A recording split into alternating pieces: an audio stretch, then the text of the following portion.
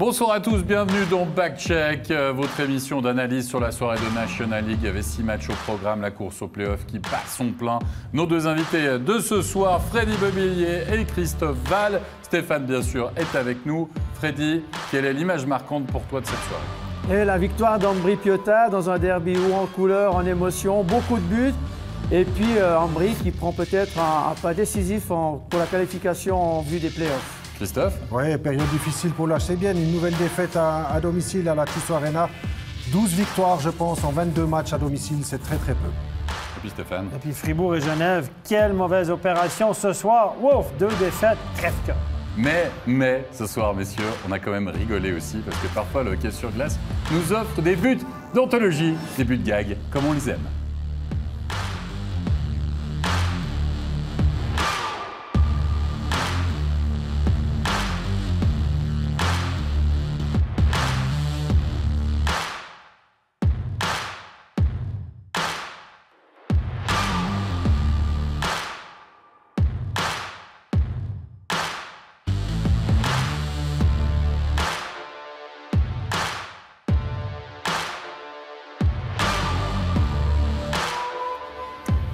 Le but le plus difficile de la carrière d'Albrecht, vous l'avez vu, on va le revoir évidemment d'ici quelques instants quand on parlera de cette rencontre entre Zug et Langnau. Mais on va parler d'un autre club bernois, messieurs, pour commencer à l'affiche la plus déséquilibrée de cette soirée, le CP Berne qui recevait tout simplement Rapperswil. C'est bien Geloni dans les cages du CP Berne. On aurait pensé que peut-être qu'il aurait été entre guillemets ménagé et que Caminada aurait défendu le filet. Mais non, c'est bien lui qui doit capituler. Cazout à 5 contre 4 pour l'ouverture du score. À noter que le CP Berne aura peut-être douté 6 minutes, mais faut-il le rappeler, Christophe Val, le CP Berne restait sur une défaite à domicile face à Fribourg-Gotteron, avait déjà perdu un derby face à Langnau à domicile aussi. Il ne fallait quand même pas perdre contre la Lanterne Rouge. Oui, et surtout ils étaient venus à Bienne avec 2 défaites dans les dents, donc ils se sont un petit peu réveillés contre Bienne.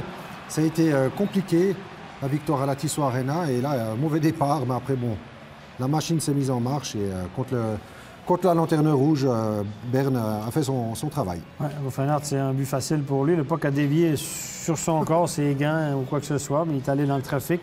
Tir d'Anderson qui connaît une très, très bonne saison, lui, en défense. Et Marc Arcobello, évidemment, qui s'illustre. Belle passe encore une fois. Un caviar pour Moser. Moser qui loge le puck dans la lucarne. Oui, Moser qui marquera du reste le 3-1 dans la cage vide sur un assist de Gaëtan Haas. Freddy Bevillier tranquille pour le CP Berne ce soir. Face à Rapperswil, victoire franchement attendue. Ouais, une victoire attendue, mais jamais facile contre Rapperswil. Déjà, le dernier match à Rapperswil, Berne a eu de la peine à franchir ce cap. Je n'irai pas jusqu'à dire que Rapperswil est l'équipe en forme du mois de février. Non, je ne me permettrai pas ça. Mais bon, eux, ils ont pas de pression. Ils préparent gentiment leur fin de saison. Et puis, s'ils peuvent se mettre en confiance et faire douter n'importe lequel des adversaires, ils ne vont pas se gêner. N'empêche, ils ne prennent plus de râteaux au trou de vélo. Hein. Ça fait quelques matchs maintenant. Et on sent qu'il y a un discours du coach qu'ils ont serré en effet les rangs pour éviter, pour être focus, on va dire, sur l'objectif. C'est ce que j'entends des gens du milieu, c'est que Rapperswil, là, quand même, c'est beaucoup plus solide, plus compact. On a Clark qui peut marquer des buts. Si le gardien tient la baraque... Oui, alors à voir, mais de toute façon, l'échéance, ça sera plus tard. Vous l'avez compris, victoire du CP Berne 3-1 ce soir. On parlait de derby. Il y en a eu quelques-uns durant cette soirée. Le premier, c'est bien sûr le derby tessinois. C'était notre match studio. Et on assistait à une rencontre complètement folle, un véritable match de play-off. Il y a eu tous les ingrédients. Il y a eu des bagarres. Il y a eu des lacets de défaite de la part des gardiens. Et surtout, il y a eu des buts. Messieurs, bonsoir. Deuxième minute de jeu. Déjà, Grégory Hoffman, 24e but de la saison, mais sur des grosses erreurs, Freddy, défensives, on l'a dit. Oui, Ambry qui est resté dans les vestiaires en début de ce match. Lugano qui arrive avec beaucoup de pression. On a vu beaucoup d'errements défensifs, notamment Ambry en possession du palais à chaque fois dans sa zone, qui se le fait piquer et puis qui offre à l'adversaire des possibilités d'ouvrir la marque. Alors Ambry qui a eu de la peine à démarrer et Lugano a bien tenté sa chance. En moins de 5 minutes, on voit, enfin en un peu plus, moins de 5 minutes, pardon. Eh bien, c'est déjà le deuxième but ici par Cherney sur un tir lointain, un but qui a suscité la curiosité des arbitres qui sont allés voir la vidéo, mais un but tout à fait justifié. On craignait le pire pour Ambry à ce moment-là. Oui, c'est vrai, à 2-0, on s'est dit, ah tiens, Lugano est en train de faire le coup d'Ambry du dernier derby où ils étaient venus comme des hélices, etc. Mais ce but-là d'Offer, finalement, il a sa grande importance, Christophe Ball. Oui, ils sont revenus tout de suite dans la partie, hein, même pas une minute après, quand on revient à domicile 2-1 avec la force des tifosi qui sont derrière vous, ils ont commencé un petit peu déjà à se réveiller et à mettre un peu de doute à Lugano qui, par la suite, va quand même marquer ce 3e but. Oui, parce qu'il y a un Grégory Hoffmann on fire en fait dans ce début de match. Il va marquer son 25e but. Il atteint le plateau des 25 buts. Franchement, on l'avait dit, Stéphane. On l'a dit quand exactement qu'il avait marqué 25 buts assez rapidement. Il a une période creuse, puis il y a une très belle période faste. Il était mal parti au départ. Ouais, il avait 2 buts, je pense, dans les 10 premiers matchs. Et depuis ce temps-là, la machine s'est vraiment en route. Donc il nous fait du Grégory Hoffmann. Et là, il a joué comme un joueur de baseball. Regardez bien. Le puck qui arrive dans les airs devant la cage à gauche de votre écran, tout en haut. Il va apparaître, Grégory. Regardez.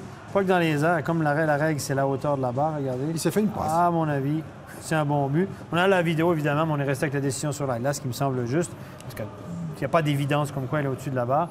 Très beau but. Et là, Ambry, franchement, au premier tiers, je trouve pas que dans l'ensemble du match, il joue un très bon match. Mon premier tiers, spécialement, on a été passif dans sa zone. On n'a pas donné de solution aux défenseurs. La relance n'était pas optimale. Moi, je pense que je suis l'entraîneur d'Ambry. Ce soir, je m'assois puis j'ouvre une petite froide. Puis je me dis, on s'en est bien sorti. On est bien payé pour ce qu'on a fait ce soir. C'est pas une question de volonté, c'est que c'était un soir où je n'ai pas trouvé que c'était de loin pas leur meilleur match.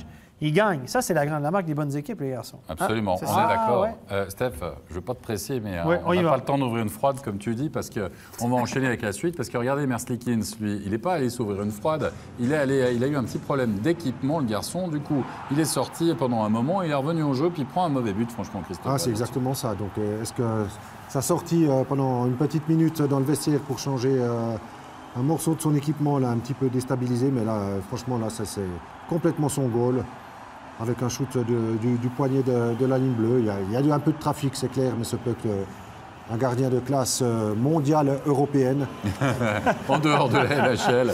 La LHL ne doit pas ramasser ce goal. L'arrêté Offer qui va égaliser finalement à 3 partout, Freddy Bobillier. On a dit que le premier but d'Ambry marqué par Offer était important, mais je crois que celui-là, il est tout autant, puisque c'est le but de l'égalisation. Très peu de temps avant la fin de la première période, Ambry, pour qui on craignait le pire, parce qu'ils étaient menés 2-0 puis 3-1, ils reviennent à 3-3 quand même, avant le premier T.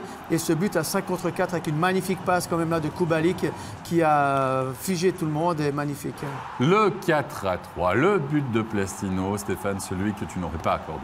Non, je n'aurais pas accordé. D'ailleurs, l'arbitre l'a refusé sur la glace. Regardez, le patin du joueur d'Ambry Piotta, l'attaquant Bianchi, est dans le demi-cercle du gardien, touche le patin du gardien dans le demi-cercle, mais fait perdre l'équilibre. Impossible pour Merzlikins de faire l'arrêt après. Il est déséquilibré par l'action du joueur à l'attaque. On a refusé sur la glace, on a la vidéo, finalement on l'a accordé. On a eu un petit peu de pression du public, 2 jeunes arbitres, on a Ambry, on s'est dit on va peut-être passer une meilleure soirée si on l'accorde. J'en sais rien.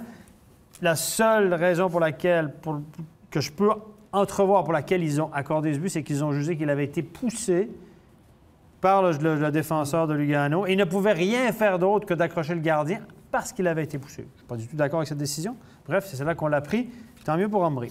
Il y a eu une bagarre ensuite, on a distribué des pénalités à gauche, à droite, on a équilibré finalement les choses, on a continué à évoluer avec un même nombre de joueurs sur la glace et Ambry qui va marquer le 5-3. Costner qui va finalement crucifier, ça aussi c'est un but très important. Mais une nouvelle fois, le gardien. Merzlikins, il s'en veut, tout de suite il se retourne. Il voulait frapper sa canne sur le montant, donc il s'en veut absolument. Ce but-là doit être évitable de la part du gardien. Ouais, Costner. On joue bien avec le défenseur. Costner joue très bien, il prend écran avec le défenseur qui est en face de lui et il envoie un shoot. Et pourtant, il y avait quand même ce but, le 5-4, la réduction du score qui va nous valoir Freddy Bobillier une fin de match complètement folle. Mais que faisait Chiesa là-bas, tout seul? Alors, je ne sais pas ce qu'il s'est passé dans sa tête. Il a 2 fils qui se sont touchés, mais en tout cas, il s'est présenté au bon moment. Mais la passe est lumineuse, en tout cas, au moment où Chiesa se profile. Et puis, la finition, elle est tout autant entre les jambes de Cons. Et puis là il reste presque 4 minutes de jeu. Et c'est la folie de la Valacha, jusqu'à ce que Bianchi, le capitaine aussi d'Ambry, libère les troupes. Et là, c'est le ouf de soulagement pour les Léventins. Mais si on s'en tire bien, vous avez vu le but qu'on donne à Chiesa, c'est clairement une erreur défensive. Chiesa a vu que les 5 joueurs n'étaient pas coaching, ils regardaient le puck, Chiesa était malin, la passe était lumineuse, mais erreur défensive d'Ambry. On en a fait plusieurs erreurs défensives ce soir, mais on a été On a profité de nos occasions. Merzlikins a été chancelant. On a profité, il faut le dire, de quelques erreurs d'arbitre, quelques décisions. Je ne dirais pas erreur, c'est mon jugement. Quelques décisions arbitrales. Il y a un surnom, clairement, qui aurait dû être sifflé contre Ambry, qui ne l'a pas été. Avant la grosse bagarre. Avant la grosse bagarre. Quand il y a eu la bagarre, il y a une charge. Bertagia saute sur Goy, c'est Goy, hein? Goy, Goy, bon, il lasse les gants, etc. Donc Bertagia doit être pénalisé en conséquence. Par contre, Goy a un check très, très haut sur un joueur de Lugano qui aurait peut-être dû être sanctionné plus sévèrement. Et puis, ce qui m'a choqué surtout là-dedans, le plus, après ça, on peut dire, c'est qu'il y a un troisième homme dans une bagarre. Il y a un règlement qui dit au hockey que quand il y a une bagarre, il y a une escarmouche, il y a un affrontement entre deux joueurs. C'était le cas entre Bertagia et Goy. Vous allez me dire que Goy ne faisait pas grand-chose, mais en tout cas. Et la Fora est arrivée comme troisième homme. Il en a donné 2 bons à Bertagia. Il a sauté dessus carrément. Il y a un règlement qui dit au hockey que quand tu es le troisième homme dans une bagarre, tu dois recevoir une méconduite pour le match automatique, en plus des pénalités encourues. Moi, je dis ça, je dis rien. Sauf que là, il faudrait qu'on m'explique sur cette décision-là pourquoi Fora n'a pas été chassé du match. Après ça, qu'on égalise, Bertagia mérite probablement une pénalité de match. Lâche les gants. Goy peut-être une pénalité de match. Mais pourquoi Fora n'est pas chassé du match? La question, c'est quoi? On met 2 jeunes arbitres sur un match aussi crucial, aussi compliqué peut-être à arbitrer. Un derby, c'est le dernier de la saison et les places en play-off en jeu. Oui, c'est pas un derby où Ambry est largué. Puis c'est un derby super important pour les play-offs. On met 2 jeunes arbitres, un pro et un autre qui n'est pas pro, qui sont à leur 2e saison en Ligue nationale A, qui n'ont pas beaucoup d'expérience. Quand je vois Vigan et Stricker qui arbitrent à Bienne ce soir, 2 gars qui ont passablement d'expérience, 2 pros. Stricker est clairement celui qui a le plus d'expérience avec Massy et Eichmann. Où sont les arbitres d'expérience ce soir pour aller arbitrer un derby comme ça? Je trouve que c'est beaucoup de pression. En fait, ce n'est pas un cadeau qu'on leur fait. Au moins, mets un jeune avec un vétéran qui peut calmer le tout. C'est pas facile à Ambry. Je peux vous dire, j'en ai arbitré des matchs à Ambry. C'est difficile. Un match comme ça, la tension, les spectateurs, c'est très... Hein? Ça va, Ambry. Arrêtez, les gars. C'est super dur. Honnêtement, il y a énormément de pression. C'est compliqué. Il faut mettre un gars d'expérience. Je comprends pas pourquoi. Je sais qu'il y avait des gars d'expérience à la maison ce soir. Il y aura peut-être des petites vidéos qui vont circuler demain. On n'en sait rien. Oui, sûrement. Sûrement. Quoi qu'il en soit, c'était notre match studio. Messieurs, on va passer à nos tops et nos flops. Freddy Mobilier, le top. Le top, je l'ai déjà signalé presque, pour moi, c'est du côté d'Ambry Piotta, c'est Hofer qui a marqué quand même 2 buts très très importants. Le 1-2 qui est venu moins d'1 minute après le 2e but marqué en début de match face à Lugano là.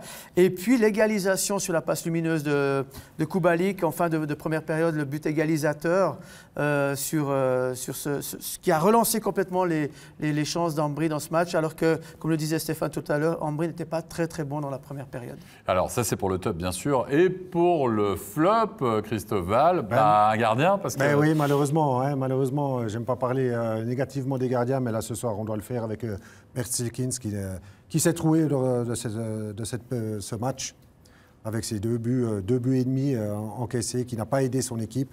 Et effectivement, il y avait des trous un peu dans les défenses des 2 côtés, mais Cons s'en est beaucoup mieux sorti que Merzlikins. Oui, il n'y a pas eu de big save de la part de Merzlikins, notamment encore sur le dernier but, finalement celui de Banqui aussi, dans son face-à-face. Voilà, ça c'était pour le derby tessinois. On vous parlait de derby, on va passer au derby roman, si vous le voulez bien, entre Lausanne et Fribourg-Gotteron. Et Stéphane, tu vas avoir l'occasion de pouvoir beaucoup discuter. C'était quand même le 10e guichet fermé pour Lausanne à Malais 2.0 cette saison. Donc c'est plutôt bien parti aussi pour la future patinoire, puisque c'est quand même, on le rappelle, la 2e et dernière saison que Lausanne évolue là-dedans. Puis pour Fribourg-Gotteron, il y avait une mission, c'était se racheter de la défaite face à Rapperswil à domicile. En première période, il y a eu un but, mais on l'annule sur la glace en tout cas. Stéphane, on allait voir la vidéo et ce but va être annulé.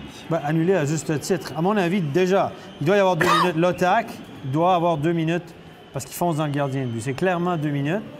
Pour moi, il n'y a pas de discussion. C'est 2 minutes, annule le but. Le puck rentre après. Donc là, on ne donne pas le 2 minutes. On annule le but. Si tu annules le but sur la glace parce qu'il est foncé dedans, tu dois donner 2 minutes. Alors, il ne donne pas 2 minutes. On va voir la vidéo. Et là, sur la vidéo, ils ont constaté qu'il y avait obstruction sur le gardien. Contact, ensuite le puck rentre. Donc, ils annulent le but après consultation de la vidéo. Là, on ne peut pas donner 2 minutes. C'est ça, on ne peut pas donner une pénalité à la base des images vidéo. Mais la question que je me pose, c'est que si sur la glace, il donne le but, puis après il va à la vidéo, puis il dit « Oh, je me suis trompé finalement, j'aurais dû l'annuler. » Mais là, il annule le but parce que le gars lui fonce dedans. Mais il doit donne 2 minutes. Oui.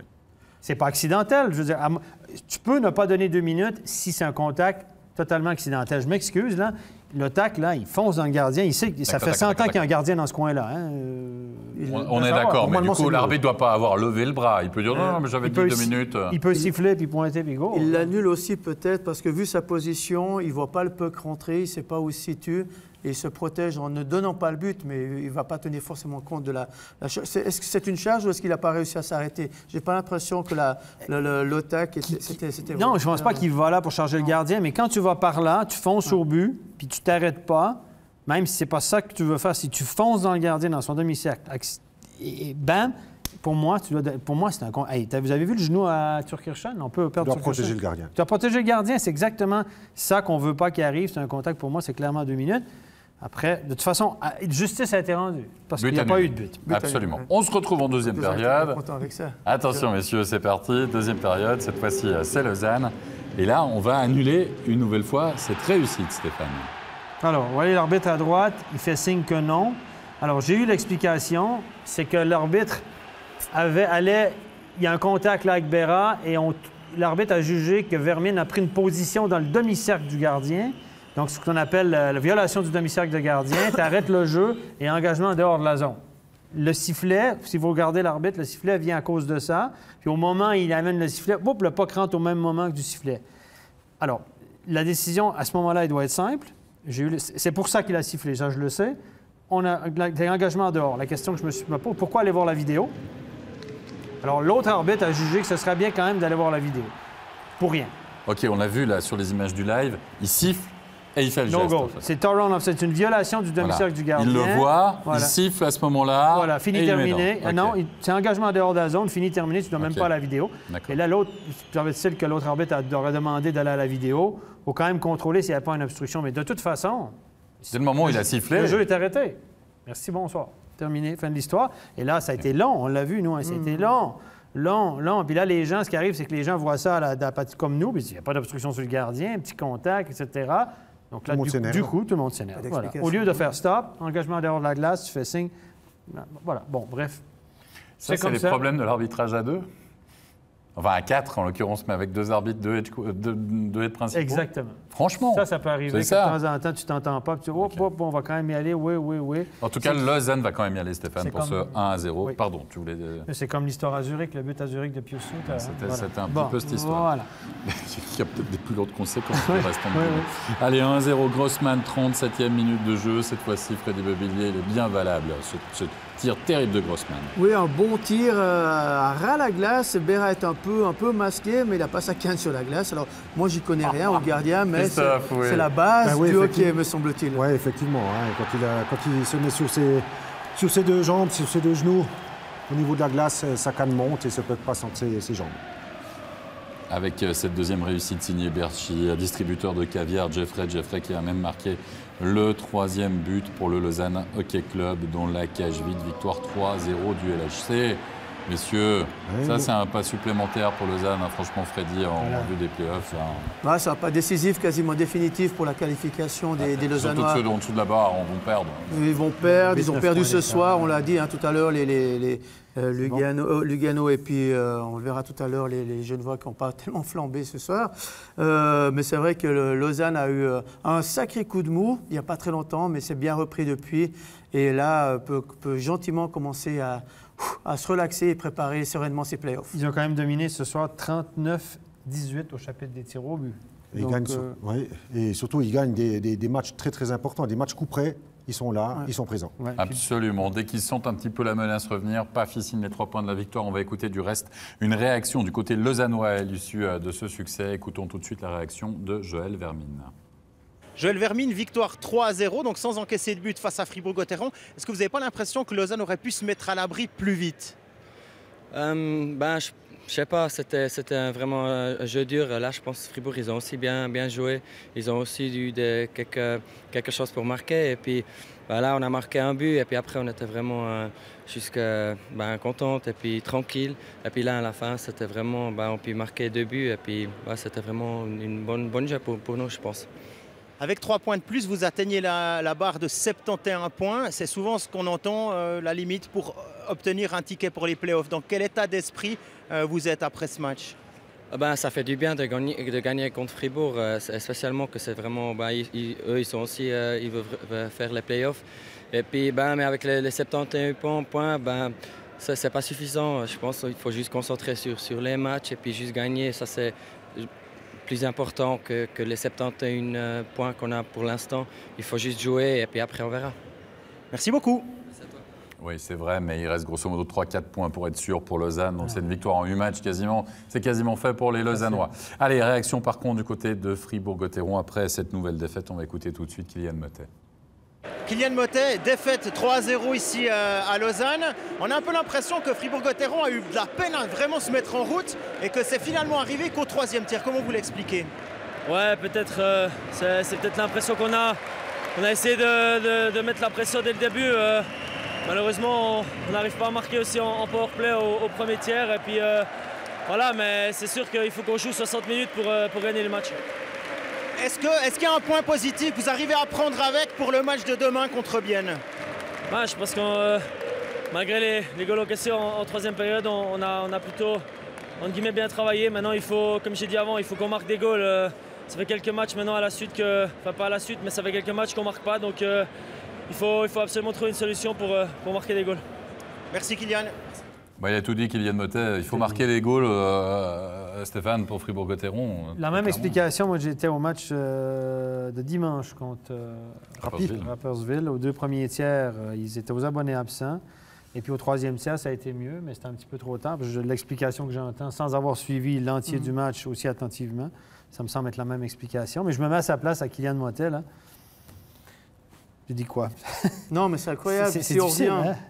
Si on revient à une semaine en arrière, où Fribourg fait un match plein pour aller gagner à Berne, à l'occasion de se donner un peu d'air face à Rapperswil le dimanche, passe complètement à côté de son match, et de nouveau les vieux démons qui ressurgissent, et est absent à Lausanne. À part ça, c'est la saison de Fribourg-Gotteron. Hein. C'est déjà arrivé au moins 2-3 fois pendant cette saison, un gros match, une grosse performance, et ensuite, ça n'enchaîne pas forcément, mais il y a des bonnes nouvelles quand même pour Fribourg, on va le voir d'ici quelques instants, mais avant cela, penchons-nous sur Zug Langnau. Tiens, Langnau aussi est un peu dans la même situation qu'Ambry, hein.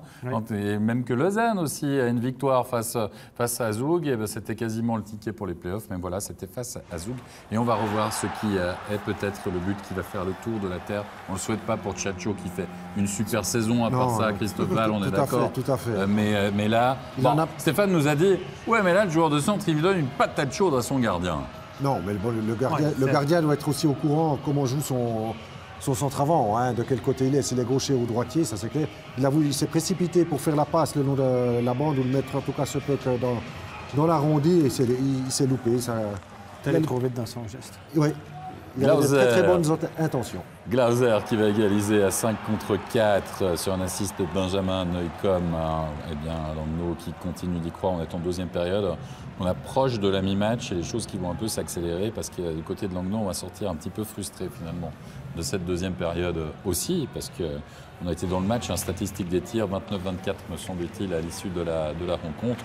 Donc on ne peut pas dire que Langnau était largué, mais là, Diaz s'est promené. À l'engagement. On a dormi, là, quelqu'un qui a dormi à l'engagement, enfin un petit jeu renversé, regardez. On n'a pas qui remonté. Diaz, il s'est trouvé comme au football américain, en train de trouver dans la défensive, puis c'était pas assez. Et le geste technique là, devant la cage, messieurs, est quand même magnifique. Hein? Ah ouais, mettre sous la latte. Alors là, chapeau. Absolument. Regardez Gareth Howe. Hop, je récupère le puck. La passe est superbe. Flynn en 2 temps. Paf. Et c'est le 3-1-1. Oui, il s'est vite débarrassé de son défenseur. Flynn, on voit là un bon travail de Gareth Howe, mais si on voyait devant la cage, il y a 1 contre 1, mais le défenseur de Langnau est un peu passif, et puis Flynn est très très rapide pour se démarquer. Mais la passe de Howe est magnifique. Hein. Et à part ça, franchement, on parle souvent des étrangers du côté du CP Berne, les étrangers à Zug cette saison après le départ. Même le départ de Stolberg, franchement, c'est quand même le top au niveau du championnat, on le voit. Soit Flynn, Rowe encore. Puis il y a eu des blessés aussi, finalement. On a joué long. Stolberg est parti, Klingberg a été blessé longtemps, Rowe a raté des matchs, a été suspendu, McIntyre a raté la moitié des matchs. Il y a des matchs où on a joué avec 3 étrangers, même 2. Et puis là, on a été chercher Everberg, qui n'était pas spécialement un joueur offensif. Si on regardait ses stats, marque des buts, quasiment 1 point par match, et là, bonne place au bon moment. Et pourtant, c'est qui le top scorer à Zug? C'est même pas un de ces joueurs-là. Non, c'est vrai. C'est Lino Martini. C'est Lino Martini, on va le voir. Si vous voulez un des favoris au championnat, vous me direz c'est facile, il te reste les 2 premières places depuis un moment, mais franchement, il y a plusieurs raisons qui l'expliquent. Stoïnov aussi, il a du talent au niveau de la finition, on vous l'a dit. Il a un poignet énorme. Top shot, hein, Christophe. Oui, exactement. Donc lui, il ne se pose pas de questions devant le gardien de but, même dans un angle un peu fermé. Short side. Shoot en hauteur du côté de la canne, toujours difficile pour le gardien. Un tir parfait. Imparable. Hein. C'est ce qu'on accorde en général. C'est ce que Sébastien Beaulieu nous dirait, ça c'est pour l'attaquant, ça fait partie de temps en temps, on va en prendre un comme ça. Et un joyeux anniversaire à Sébastien Beaulieu du reste, qui fête, on ne sait pas, on ne dira pas l'âge parce qu'à partir d'un moment on le dit. On le dit plus. Lino Martini en tout cas, 4-2, 53e minute de jeu, score final. Merci, au revoir, qui va gagner son face-à-face superbe. Là aussi, c'est propre, c'est net face à Tchatcho. Et c'est un succès 4-2 de Zug, succès attendu, mais qui ne fait évidemment pas les affaires de Langnau. Bienne, qui recevait ce soir les ZSC Lions. Zurich, qui là aussi en perdition, qui avait sombré à domicile face à Genève Servette, était une proie peut-être facile pour Bienne, mais qui a connu un début de match catastrophique, puisqu'ils vont encaisser l'ouverture du score, 6e minute de jeu. Chris, Baltis, Berger.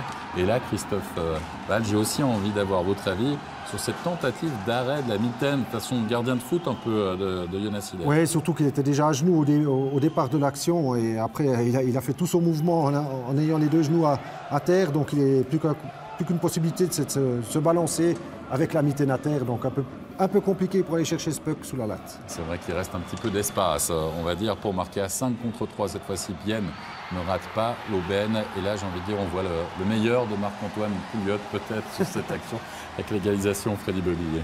Oui, on voit le Pouliot qui est au bon endroit. Bonne triangulation là avec Brunner, on le voit ici en 2 temps. Pouliot qui arrive à battre Flueller. C'est le Pouliot qu'on aime voir. On verra plus tard celui qu'on aime un peu moins bien voir. À 5 contre 3. À 5 contre 3, c'est exactement cela. Le 2-1 marqué par Pius Souter. Avec Zurich, on est bien à 5 contre 5 avec un tir terrible dévié.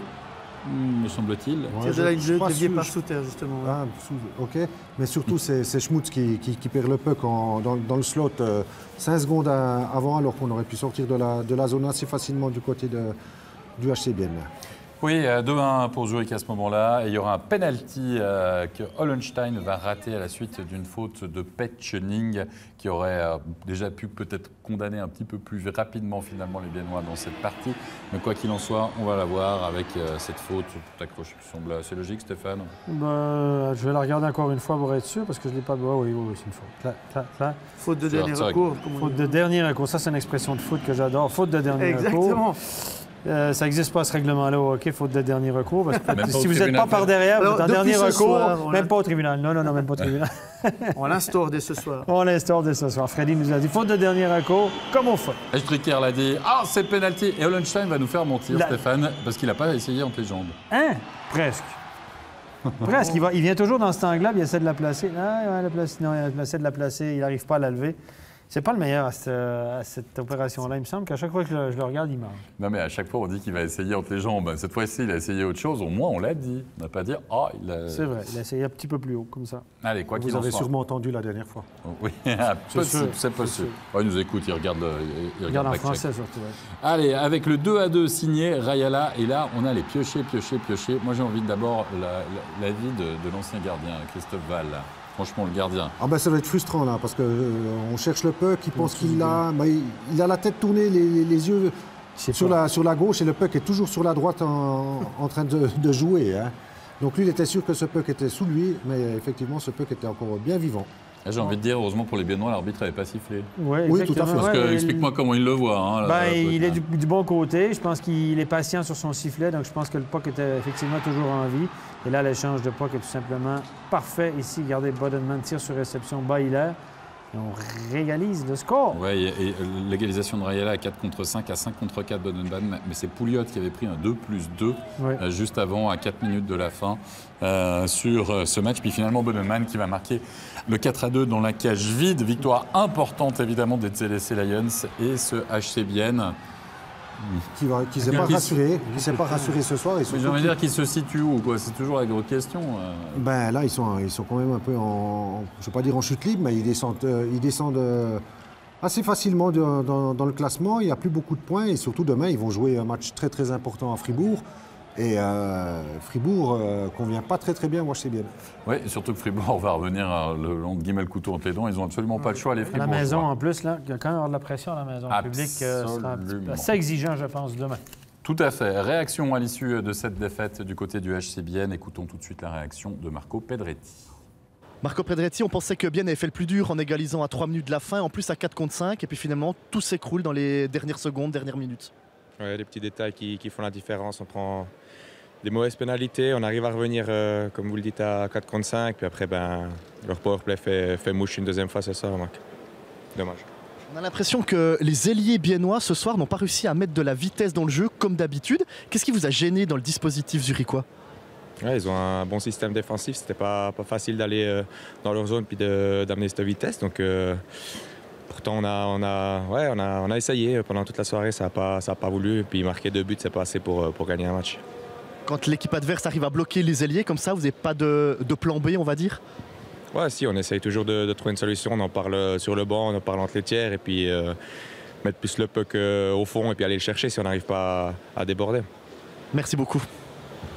Voilà pour cette réaction à l'issue de cette défaite du HC Bienne face au ZSC Lions. Genève Servette qui restait sur une victoire face à Zurich justement au Stadion, c'était mardi, match que vous avez pu suivre bien sûr sur MySports, pouvait confirmer Auvernais à domicile. On sait qu'ils sont très forts à domicile les hommes de Chris Maxorley, mais ils vont véritablement connaître un cauchemar ou en tout cas un véritable hold-up de la part de Davos qui va ouvrir le score à 5e minute de jeu. Enzo Corvi, on va beaucoup parler de Corvi dans ces 20 premières minutes de jeu. Freddy, c'est facile finalement pour l'attaquant Grisou. Ben ouais, c'est un peu trop facile de passer comme ça à travers la défense genevoise. Moi, je ne comprends pas le 1 contre 1, là, comme j'ai pas vu qui c'était qui s'est fait déjouer de la sorte. Mais il n'a pas l'air très... c'est un petit pont, comme on dit au foot. Ouais, il n'est pas à son avantage. Arrête avec les termes de foot. Mais comme Fribourg-Gotteron, Genève se trouve face à un adversaire largement à sa portée, avec peu d'entrain. On se demande comment aller gagner à Zurich à l'extérieur. On disait Servette très fort à la maison, mais ça c'était en début de saison. Puis là, pas de réaction, alors qu'il y a la possibilité quand même de recoller au peloton pour passer au-dessus de la barre. Vraiment, Genève Servette qui est passé à côté de son match ce soir. En tout cas, le back-checking sur ce 2-0, là, un peu inexistant. Temps mort pris par Chris Maxorley et rien n'a changé, si ce n'est que 5 minutes plus tard, eh bien, on va voir un contact entre Enzo Corvi et Robert Mayer qui défendait en effet la cage de Genève Servette ce soir. Contact Enzo Corvi qui ne va pas se relever, enfin qui va se relever messieurs, mais qui ne va pas être de retour au jeu. Ça pour moi, là il y a vraiment l'intervention du joueur à la défense. C'est Bozon qui le pousse. Là pour moi, Corvi, il veut prendre dans l'intérieur. Le contact est accidentel parce qu'il est poussé, à mon sens. Messieurs, vous êtes d'accord? Oui, et puis ce gros contact peut faire mal aux deux. Alors, sachez, on l'a vu sur ces images, que donc Enzo Corvi n'est pas réapparu au jeu et qu'il va passer un IRM demain au niveau du genou droit, justement. Donc, c'est pas très bon signe, en effet, pour lui, pour l'attaquant du HC Davos. Deuxième période, il n'y aura pas de but. On se rend en troisième période avec Stéphane, juste revenir, parce que là, John Fritchie, regardez. John Fritchie va marquer pour Genève Servette, mais on va aller voir la vidéo. Call challenge demandé pour un hors-jeu. Stéphane, ton avis là-dessus? Oh, je ne l'ai pas vu. Attendez. Regarde le patin. S'il est dans la zone au moment où il reçoit la rondelle, si les deux patins sont dans la zone au moment où il reçoit la rondelle, c'est hors-jeu. OK. C'est ce que j'ai vu à l'écran. C'est ce qu'on a vu à l'écran. On peut peut-être la remettre, en effet. Parce que la question de savoir, c'est... Oui, alors, on sait que les arbitres n'ont pas forcément une meilleure résolution que nous, mais en effet, il semble qu'il y ait hors-jeu, mais c'est vraiment joué à 1 ou 2 cm. Regardez, au moment où le puck traverse, regardez au moment que le puck traverse à ce moment-là, vous imaginez le puck, là, et il y a le patin à l'intérieur. À mon avis, c'est une bonne décision. Bonne décision pour toi. Ce que je vois avec ces images floues, Enfin une bonne décision arbitrale ce soir. Non. Relevée par Stéphane Rochette. Mais, monsieur, vous êtes d'accord avec moi à chaque fois. Oui, vous savez, quand je dis qu'il y a une mauvaise décision, je cherche des amis. Puis quand on dit comme moi, ça me rassure un peu. Mais quoi qu'il en soit, à part ça aurait pu être Genève Servette qui réduit le score. Mais au contraire, c'est Davos qui va s'envoler finalement dans cette partie. Puisqu'à la 48e minute de jeu, 4 minutes environ plus tard, regardez cette perte de puck. Et Frenner qui peut marquer le 3-0. Oui, un cadeau du dernier joueur de Genève Servette, hein, à sa ligne bleue.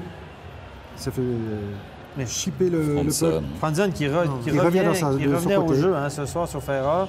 Et il est moins 3 ce soir, Franzen. Un double kill. Il n'a pas joué un grand match. En tout cas, a mal paru, en tout cas, sur cette séquence-là. Il est allé d'un bon coup de canne sur la jambe de l'adversaire. Ça n'a pas été suffisant. Non, par contre, Davos, ça sera suffisant. C'est le 4-0. Ischier, regardez, on n'arrive pas à capter cette puck du côté de Robert Mayer. Et... Une apathie incroyable. Il n'y a pas de réaction, il n'y a pas de volonté. Regardez devant le but, là, c'est Temernes qui, à aucun moment, il frappe le palais, il ne prend pas l'homme, ils sont à côté de leur patin. C'est juste incompréhensible. À se demander si c'est pas volontaire. Oh, je pense pas.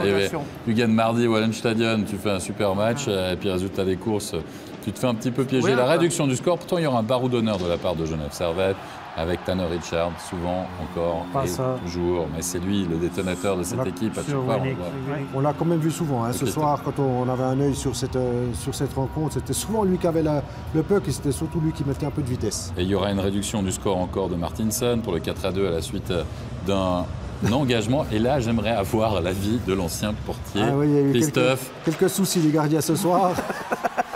Bon, alors, il est parti dans le zig, le puck est venu dans le zag, mais je crois que ce puck était parti à l'extérieur et il se le met dedans avec la canne.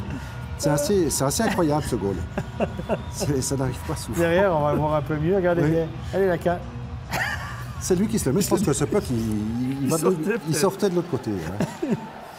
Allez, Nygren, c'est plus anecdotique qu'autre chose. Hein. C'est le 5-2, le score final. À noter quand même une statistique 31 shoots à 14. Mais après un tiers. Je te laisse le dire. Après un tiers. 2 buts pour Davos, 2-0. 4 tirs pour Davos après 2 tiers. 5 tirs. C'était 20-5 après 2 tiers. Ça s'appelle un hold-up, ça, franchement. Ça s'appelle un hold-up. Il paraît qu'ils ne se sont pas douchés. Ils sont entrés dans le cadre tout de suite pour partir avant que la police arrive. Elle est jolie, celle-là. Allez, on a une réaction à l'issue de cette défaite de Genève Servette. On va écouter tout de suite une réaction, celle d'Eliott Berton. Eliott Berton, défaite de Genève Servette lourde de conséquences. On n'a pas compris qu'est-ce qui s'est passé. Il n'y avait pas d'engagement, on a l'impression depuis l'extérieur. Comment est-ce que vous l'avez vécu sur la glace? Bon, c'est inadmissible qu'on n'arrive pas prêt pour ce genre de match, surtout quand on connaît l'importance du match de ce soir. C'était capital. Et après 5 heures de bus, ils ont donné beaucoup plus que nous, beaucoup plus d'efforts. Ils ont gagné toute leur bataille et nous, on n'était pas présents. Et ça nous coûte le match. Première période décevante. Ouais. Il y a des défaites qui sont plus difficiles à digérer que d'autres au cours d'une saison. Là, à 6 matchs de la fin, celle-ci, elle envoie des signaux plus tôt pour envoyer Genève Servette dans le tour de relégation. Ouais, voilà, c'est comme je le disais avant, quand on connaît l'importance de ce genre de match, on ne peut pas se présenter comme on l'a fait ce soir. Personne n'était prêt. On laisse des occasions, des gars tout seuls dans le slot, ça ne doit pas arriver. Mais on a encore un match important dimanche. Il faut apprendre de nos erreurs. Il faut se bouger le cul, dimanche et puis c'est tout, quoi. Merci. Ben voilà, hein, les propos d'Eliott Berton parlent d'eux-mêmes. En effet, dimanche, pourquoi dimanche? Parce que dimanche, ça sera bien sûr la rencontre face au HC Lugano. La bonne nouvelle pour Genève Servette, c'est que Lugano n'a pas gagné, que Fribourg-Gotteron, finalement, n'a pas gagné. Donc là, il commence à y avoir 3 équipes qui se détachent un peu vers le bas. C'est-à-dire qu'il y aura peut-être une lutte à 3 pour la dernière place, on verra ça. Il faut dire que Lugano a 2 matchs en moins. Allez, on va récapituler du reste les résultats de cette soirée de ces 6 matchs, et notamment la victoire dans le derby d'Ambri Piotta, 6-4, la victoire également à domicile de Berne, succès des ZSC Lions de Davos à l'extérieur, la défaite de Fribourg-Gotteron sur la glace de Lausanne et le succès de Zug attendu face à Langnau. Au classement, Zug et Berne, encore et toujours, la lutte pour la première place, ça continue, c'est passionnant. Lausanne, on l'a dit, la bonne opération évidemment du jour, qui arrive en 3e position désormais avec 71 points. 70 pour Langnau, 68 pour Bienne, 67 pour Ambri Piotta qui se donne là aussi un peu d'air. Mais n'empêche, Zurich fait une bonne opération aussi, hein, avec 65, même si le matelas est très fin, dira-t-on, c'est une légère couverture. Et puis n'empêche qu'entre Fribourg, entre Genève et entre Lugano, ça va se battre jusqu'au bout. Mais Genève, attention, 44 matchs disputés, 42 pour Lugano. faudra pas le perdre, celui de dimanche pour Genève-Servette. On jouait également en Swiss League. Oui, derby ce soir. Il y a un grand derby. Oui, derby et victoire de la Chaux-de-Fonds du côté d'Ajoie, 2-1 avec un doublé d'Augsburger dans cette partie. Et le succès de Langenthal face à Cloton, équipe en forme en ce moment. Attention à Langenthal. Il y aura du reste un Langenthal-Ajoie dimanche à suivre en direct sur MySports à ne pas manquer. Je vais vous expliquer pourquoi Zug Academy 3-1 face au Getseka Lions, là aussi. Et puis surtout le succès d'Olton 4-1 face à Winterthur, là aussi c'était attendu. Mais on va voir surtout ce que ça donne au classement. Pour l'instant, c'est toujours plus que le sourire. 88 points pour Ajoie, 87 points pour la Chaux-de-Fonds, 86 pour Olton, 81 pour Langenthal. C'est-à-dire que la première place va se jouer entre Ajoie, Chaux-de-Fonds et Olton. Et j'ai dit, il y a un Langenthal-Ajoie dimanche avec la possibilité donc pour Ajoie de finir tout simplement premier de la saison régulière. Ajoie a son destin entre les mains. Attention, pas le cas de la 50-49, vous avez vu, entre les Getseka Lions et Zug Academy. Là aussi, c'est la dernière incertitude pour savoir quelle sera la 8e équipe et qui affrontera le premier qu'on sait pas. Ouais, et surtout, une équipe a fini le championnat. Sur le classement qu'on a vu. Forcément, parce qu'il y a un nom impair. Impair, oui. Ouais. Absolument. Du coup, j'ai pas regardé qui c'est la question piège, c'était ça? Exactement. Ouais, c'est sympa, merci. C'est qui? C'est. Lions. Getseka Lions. Getseka Lions. Qui a fini. Ça veut dire que. Non, parce qu'ils doivent encore gagner, parce qu'ils ont un match en moins. Donc Getseka a fini. Donc Zug Academy est classé. Zug Academy a encore la possibilité de passer au-dessus, parce qu'il n'y a qu'un point. Voilà, ils ont leur destin, eux aussi, ils ont leur destin. Merci beaucoup, messieurs, de poser des questions pièges. Hein. Oui. Tiens, moi j'en ai une autre. Quel sera le match studio de demain, Freddy Mobilier? Excellente question. Ça tombe sur moi, moi j'ai pas dit. Excellente question. Fribourg-Bienne, bravo, magnifique. On l'avait préparé tout à l'heure. En plus, vous avez suivi. C'est fantastique. D'ailleurs, on ne sait pas quoi faire demain soir. Venez, regardez. Avec nous. Demain soir, ce sera tout à l'heure, de toute façon. Mais merci beaucoup en tout cas d'avoir participé à cette émission. On se retrouve pour le karaoké avec Freddy d'ici quelques instants, bien sûr, à la guitare. Stéphane, on se retrouvera ici même 19h25. Et puis la soirée continue sur MySports One, puisque vous avez Arena eSport. Tiens, on va jouer un petit peu. Et puis on se retrouvera demain. Merci à toute l'équipe. Bonne soirée à tous. Bonne nuit. À demain. Bye bye. Bye bye.